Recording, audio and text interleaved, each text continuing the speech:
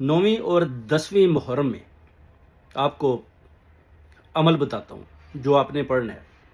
خون کی بیماری ہو، دل کی بیماری ہو، کسی قسم کی بھی بیماری ہو، وہ اسی وقت ٹھیک ہو جائے گی 9ویں اور 10ویں میں۔ جیسے کہ عاشورہ کا ڈل جانا،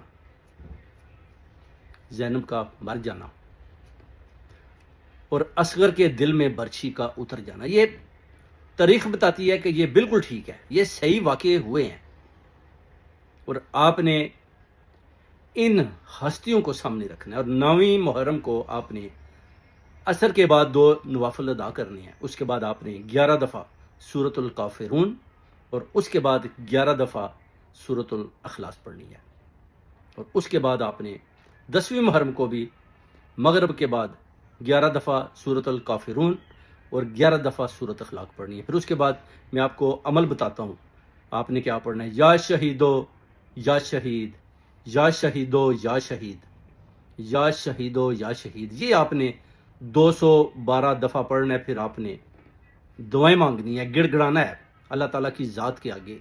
ان ہستیوں کو اپنے سامنے رکھ کر، یہ جو شہداء ہوئے ہیں جتنے بھی 313 212 73، سب کو آپ نے سامنے رکھنا ہے، اور پھر آپ نے گڑ گڑا کر اللہ تعالیٰ کے آگے ان نورانی چہروں کو سامنے رکھ کر دعا مانگنی ہے۔ پھر یا شہیدو کا ورد پڑھنا ہے۔ آپ کی ساری جو منزلیں ہیں نا وہ آپ طے کر دیں گے۔